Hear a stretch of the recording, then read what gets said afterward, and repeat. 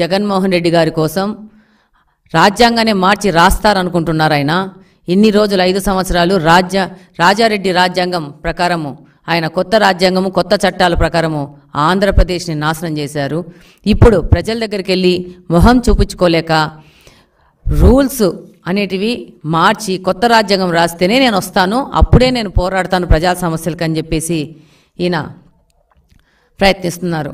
అసలు జగన్మోహన్ రెడ్డి గారు ఆ రోజు స్పీకర్ ఎన్నికలో సాంప్రదాయం ప్రకారం వచ్చి స్పీకర్ని ఆయన స్థానం దగ్గర తీసుకొచ్చి ఆయన్ను మర్యాదపూర్వకంగా వెళ్లాల్సిన సాంప్రదాయం అన్నది. కానీ ఆయన ఆ రోజు కూడా గైర్హాజరయ్యారు.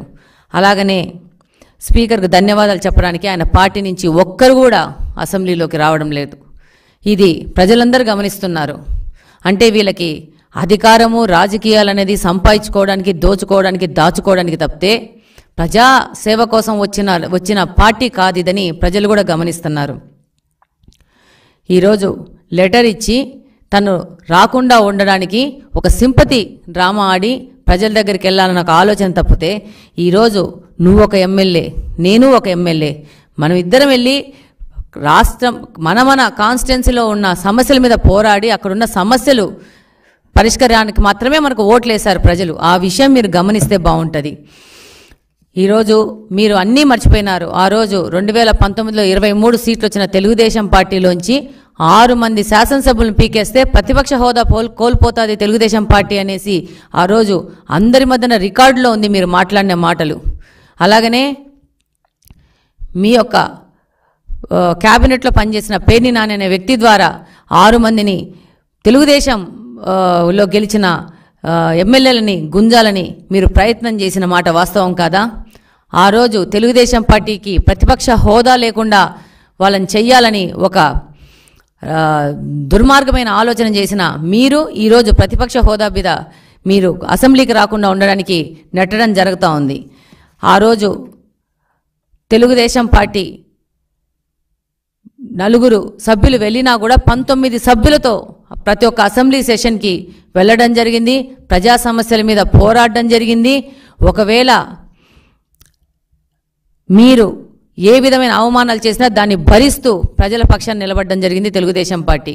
అలాగనే 14 నుంచి 19 వరకు మీరు ప్రతిపక్షంలో ఉన్నప్పుడు రాకపోతే మా యొక్క తెలుగుదేశం ఎమ్మెల్యే ప్రజా సమస్యల మీద పోరాడడం జరిగింది.